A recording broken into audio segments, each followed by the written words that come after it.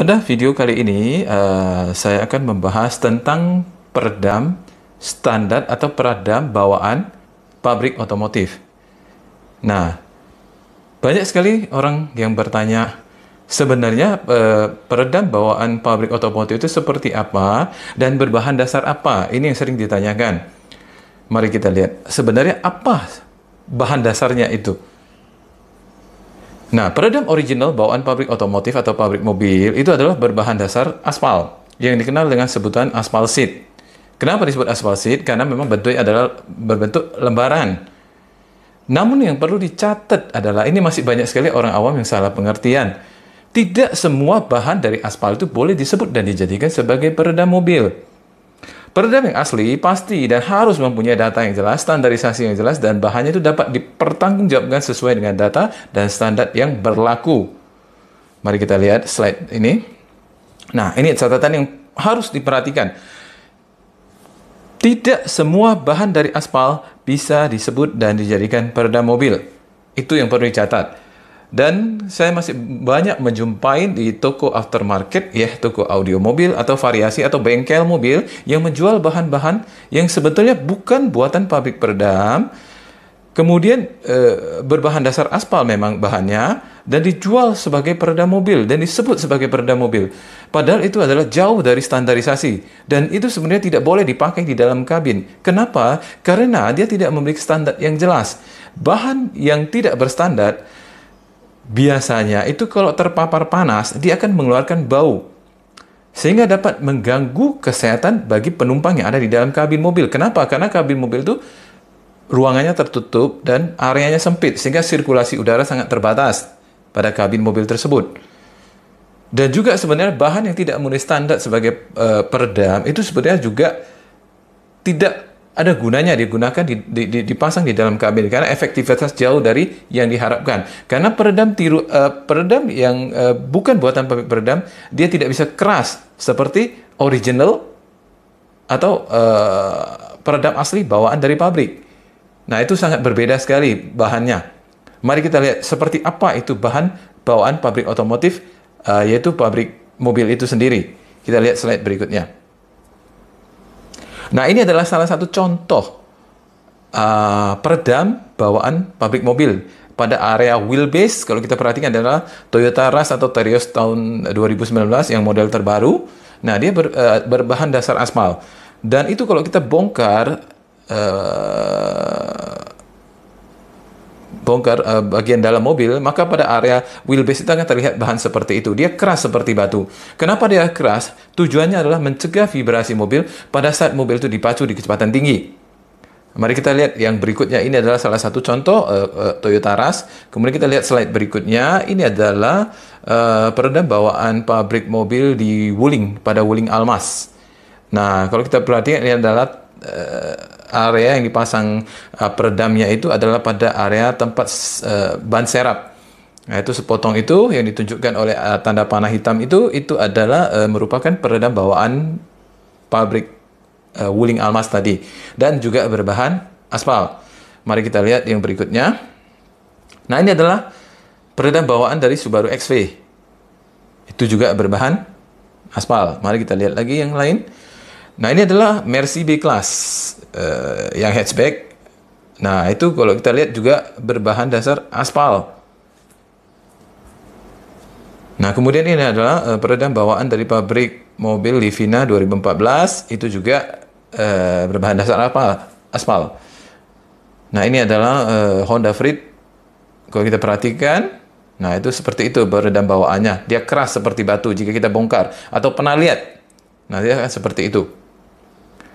Nah, ini kemudian ini adalah Ayla atau Agia, itu peredam bawaannya itu terletak pada area pedal gas dan sepotong-sepotong itu saja. Nah, kalau kita perhatikan, itu kenapa warnanya seperti belang agak merah hitam, karena mobilnya itu berwarna merah dan sebenarnya peredam bawaannya itu standarnya itu berwarna hitam. Karena mobilnya merah, kemudian kemerah-merahan itu adalah bekas terkena cat mobil. Jadi warna dasarnya tetap hitam ya. Mari kita lanjut lagi ke slide berikutnya. Nah, ini adalah Suzuki R3. Kalau kita perhatikan di tanda panahnya itu adalah peredam aspal bawaannya. dari Suzuki R3. Nah, ini adalah Honda Mobilio, itu juga berbahan dasar aspal. Nah, ini adalah New Nissan Serena, juga berbahan dasar aspal. Nah, kemudian New Fortuner TRD, ini juga berbahan dasar aspal, peredam bawaannya. Nah, kemudian ini adalah Mitsubishi Expander. Ini juga berbahan dasar aspal. Nah, kemudian ada Toyota Sienta juga. Anda lihat baik-baik, semuanya itu adalah peredamnya itu adalah berbahan dasar aspal. Nah, ini adalah Toyota Yaris tahun 2012. Ini juga berbahan dasar aspal. Ini adalah Honda CR-V Turbo tahun 2019. Ini juga adalah peredam bawaan pabrik Honda CR-V itu terdapat pada area tempat ban serap juga. Nah, itu yang hitam itu adalah peredam bawaan standarnya, itu juga berbahan dasar aspal. Nah, ini adalah Honda BR-V, Honda Jazz. Nah, kemudian ini adalah Pajero Sport. Nah, kalau kita perhatikan itu semua berbahan dasar aspal. Jadi dari slide tadi yang sudah ditampilkan, berbagai macam merek dan pabrikan, pabrik otomotif atau pabrik mobil dunia itu semua menggunakan bahan aspal sebagai bahan peredam atau damping materialnya. Dan semuanya sama, semuanya keras, tidak ada yang lembek. Jadi tidak pernah, kalau kita di aftermarket sekarang, kalau kita masuk ke toko audio atau toko variasi, mungkin kita selaku orang awam sering ditawarin dengan yang namanya istilah butiraber. Nah, butiraber sebetulnya bukan peredam ya. Tidak pernah di pabrik otomotif menggunakan butiraber sebagai peredam mobil atau damping material, itu tidak pernah ada. Itu dari contoh yang kita lihat semua sudah terbukti. Jadi, dari mobil yang lama sampai mobil yang terbaru sekalipun, itu semua menggunakan yang namanya adalah aspal, yang dikenal dengan istilah aspal seat. Tidak pernah, sekali lagi, tidak pernah menggunakan istilah butiraber seat. Butiraber itu sebenarnya ada sejenis perekat, tidak pernah digunakan sebagai peredam. Karena butiraber bahannya sangat lembek sekali dan sangat lengket sekali. Jadi, sangat bertentangan sebetulnya dengan teori dan standarisasi peredam. Di mana peredam atau damping material harusnya bahannya keras dan solid, bukan seperti butiraber lembek dan lengket. Jadi ini sangat bertentangan. Sekali lagi, butiraber tidak pernah digunakan sebagai peredam atau damping material di pabrik mobil di dunia manapun. Yang ada itu hanya dipropagandakan oleh toko-toko di aftermarket seperti toko audio mobil ataupun toko variasi. Jadi jangan pernah bilang butiraber itu disebut dan dijadikan peredam. Itu sudah pasti salah. Mari kita lihat slide berikutnya. Kita lihat ini adalah damping material. Nah, damping material itu adalah peredam dalam arti yang sebenarnya yang seperti yang ditunjukkan tadi. Jadi bukan akustik material ya, tapi damping material. Nah, kita lihat. Semua menggunakan istilah aspal seat. Jadi tidak pernah menggunakan istilah butiraber seat sebagai damping material atau peredam ya pada pabrikan pabrik mobil di dunia manapun. Mari kita lanjut ke slide berikutnya. Nah, peredam yang benar atau yang diterima oleh pabrik otomotif itu tentu memiliki standarisasi dan data yang jelas, di mana salah satu standarisasi yang digunakan adalah merupakan standarisasi JASO. JASO yang digunakan itu adalah JASO M32983. JASO M32983 inilah standarisasi khusus tentang peredam mobil. Ya. Nah, JASO adalah Japanese Automotive Standard Organization. Secara tegas di JASO M32983 itu sudah menyebutkan bahwasanya standar peredam bawaan pabrik mobil adalah berbahan dasar aspal. Aspal seat for automotive. Ingat, aspal seat yang digunakan diperuntukkan untuk otomotif ya. Jadi bukan sembarang aspal boleh disebut dan dijadikan peredam mobil. Ini yang banyak sekali orang awam yang salah paham. Mohon diluruskan. Jadi peredam yang benar adalah peredam yang sudah berstandarisasi yang jelas. Mari kita lihat berikutnya. Nah, ini adalah kutipan dari salah satu berita Detik Auto. Kalau kita perhatikan ini, mari kita lihat dengan baik. Ini adalah tentang mobil Lexus ya, yang menggunakan peredam. Nah, itu juga disebut dengan istilah aspal seat. Perhatikan baik-baik yang di garis merah itu adalah belakangnya terdapat tulisan aspal seat. Peredamnya jadi aspal seat. Mobil premium sekelas apapun, ya, semahal apapun, itu bahan dasarnya untuk dampingnya itu berbahan dasar aspal. Tidak pernah menggunakan yang namanya buti rubber. Ingat itu. Jadi buti rubber itu tidak pernah digunakan sebagai peredam mobil di pabrik mobil dimanapun. Jadi buti rubber adalah sekali lagi merupakan propaganda. Jadi kalau kita mau pasang peredam, carilah peredam yang sudah memenuhi standarisasi yang jelas dan berbahan dasar aspal, bukan buti rubber lagi. Nah, ini yang perlu kita pahami. Mari kita lihat lagi. Nah, salah satu dan merupakan satu-satunya peredam yang sudah memenuhi standar JASO M383 itu adalah peredam Vissel. Dan peredam Vissel ini merupakan satu-satunya peredam yang dijual di aftermarket yang sudah memenuhi standar. Perhatikan, peredam yang benar ataupun yang asli itu bisa dipasang dengan rapi sekali, mengikuti semua kontur plat secara sempurna dan sangat solid. Berbeda dengan bahan tiruan atau yang bukan asli buatan pabrik peredam mobil atau yang tidak memenuhi standar, itu tidak bisa keras. Dan bahannya biasanya tidak solid. Mari kita lihat lagi slide berikutnya. Nah, ini adalah yang dipasang pada pintu Innova Venturer. Nah, ini adalah ketebalan 4 mili. 4 mili bisa dipasang serapi itu mengikuti konturnya. Jadi kalau bahan tiruan ataupun bahan yang bukan buatan pabrik peredam mobil, itu biasanya tidak bisa seperti itu. Ya, tidak bisa dipasang serapi demikian. Nah, ini juga adalah 4 mili, Vissel yang 4 mili pasang pada Honda Accord. Sangat rapi sekali. Mengikuti semua plat konturnya secara sempurna. Nah, perhatikan. Seperti menjiplak semua pada platnya tadi. Sehingga memperkokoh plat mobil tadi. Nah, ini pada area lantai. Nah, ini juga dipasang pada area lantai. Nah, rapi sekali, bukan?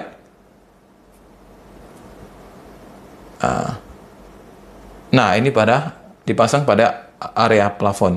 Nah, kalau kita kadang-kadang masuk ke toko variasi atau toko audio, ataupun kita baca di internet, sering sekali banyak sekali hoax ya yang beredar, yang mengatakan bahwa peredam aspal itu tidak boleh dipasang di plafon, karena bisa meleleh ataupun copot dari plafon. Nah, ini yang mau saya tegaskan adalah, kalau dia bahan yang digunakan bisa meleleh ataupun copot, itu adalah sudah dipastikan bahan tiruan.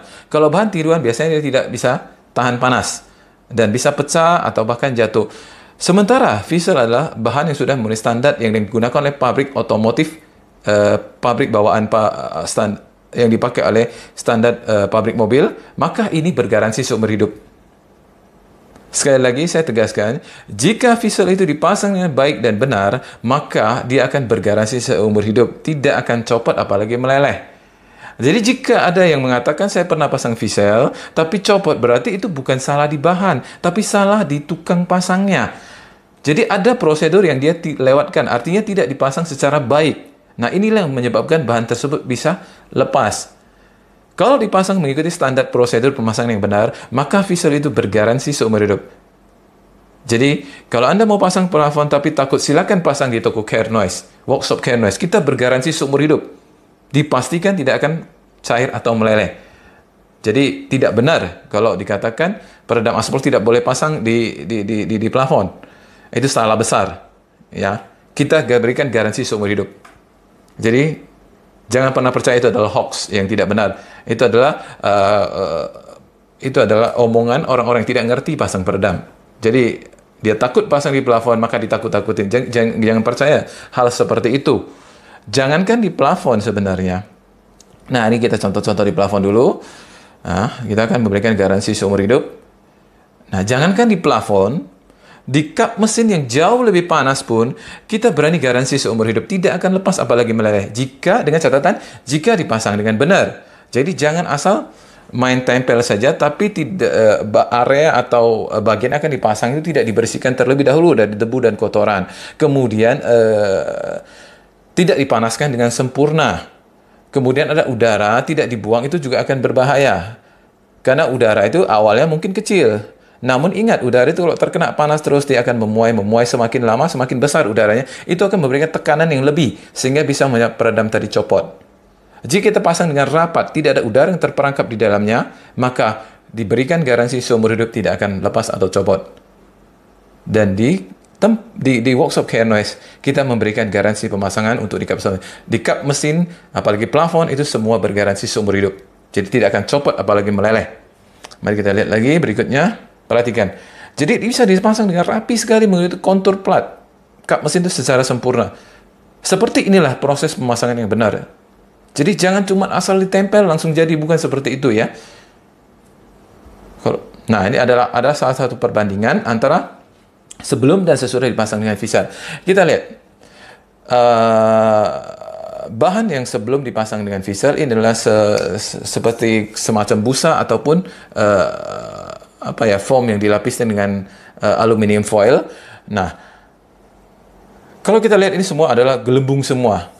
Dan sebetulnya bahan seperti ini banyak sekali orang yang salah pengertian. Ini juga disebut peredam. Sebenarnya tidak boleh disebut peredam atau damping material. Itu lebih tepat kalau kita sebut sebagai penahan panas di kap mesin. Jadi jangan sebut damping. Karena damping itu harus memiliki beberapa kriteria. Harus memenuhi standar yang jelas. Baru boleh disebut damping atau peredam. Jangan semua disebut dengan istilah peredam. Kadang kalau kita lihat di internet, banyak sekali orang awam yang tidak paham, bahkan karpet dasar pun disebut peredam, kemudian ada busa juga disebut peredam, rock wool juga disebut peredam. Jadi seolah-olah apapun yang dimasukkan dalam kabin itu boleh disebut dari peredam. Sebetulnya itu konsep yang salah. Peredam itu harus memiliki kriteria yang jelas. Jadi peredam itu ataupun damping material itu bentuknya dia solid, dan kalau dipanaskan dia akan berubah menjadi keras. Jadi ada beberapa kriteria yang harus dipenuhi. Baik, mari kita lanjut lagi ke slide berikutnya. Nah, kita akan berikan garansi seumur hidup untuk pemasangan di area kap mesin. Nah, ini adalah salah satu contoh aspal seat bawaan Mitsubishi Expander. Kalau kita perhatikan, nanti kita bongkar Mitsubishi Expander, maka akan terdapat part-part seperti ini bawaan peredamnya. Jadi tidak banyak, hanya sepotong-sepotong kecil, dan itu disebar pada area-area tertentu, titik-titik tertentu di bawah deck Mitsubishi Expander. Ya, dan itu juga berbahan dasar aspal ya, tidak ada yang berbahan butir rubber, itu tidak ada ya. Nah, ini juga adalah salah satu aspal seat untuk Toyota Rush dan Terios model terbaru yaitu D14N. Itu juga berbahan dasar aspal. Nah, ini adalah aspal seat ini akan kita jumpai kalau kita membongkar Terios D14N itu atau model yang terbaru itu di jok tengahnya, itu bagian kanan kiri kita akan jumpai model seperti itu kalau kita perhatikan baik-baik. Mari kita lanjut ke slide berikutnya. Nah, yang terakhir adalah kesimpulannya adalah jika kita mau pasang peredam mobil supaya efektif, itu harus memenuhi dua kriteria paling utama. Jadi antara bahannya harus benar, juga cara atau proses pemasangannya benar. Jadi kalau kita perhatikan, kalau bahannya salah, tapi cara pasangnya benar, itu juga tidak akan efektif. Karena bahannya sudah salah, jadi nggak ada guna lagi. Kalau bahannya sudah salah, mau kita pasang seperti apapun, mau dilapisin 10 kali lapis pun, itu tidak ada guna. Karena memang dasarnya peredam, bahan tadi bukan diperuntukkan sebagai peredam. Jadi dia tidak akan bisa berfungsi secara efektif. Nah, yang kedua kali kita perhatikan adalah, gambar yang kedua adalah bahannya salah, cara pasangnya salah juga. Nah, ini lebih parah lagi. Jadi ini sudah pasti tidak akan efektif. Nah, gambar yang ketiga atau foto yang ketiga adalah bahannya benar, tapi cara pasang salah. Nah, ini juga tidak akan terlalu efektif. Walaupun bahan benar, bukan berarti harus ditempel begitu saja sudah langsung jadi. Peredam yang asli itu harus dipanaskan sampai dia matang. Kenapa harus dipanaskan sampai dengan matang? Tujuannya adalah mengubah yang tadinya bahannya solid menjadi keras. Tujuannya adalah mencegah vibrasi mobil pada saat mobil itu jalan. Nah, kita perhatikan, supaya peredam tadi itu efektif, yang asli itu efektif, maka harus dipasang dengan benar. Itu baru akan efektif. Nah, jadi demikianlah penjelasan dari saya untuk kali ini tentang peredam standar bawaan pabrik mobil. Untuk pertanyaan ataupun konsultasi bisa menghubungi Care Noise. Ya. Okey, terima kasih.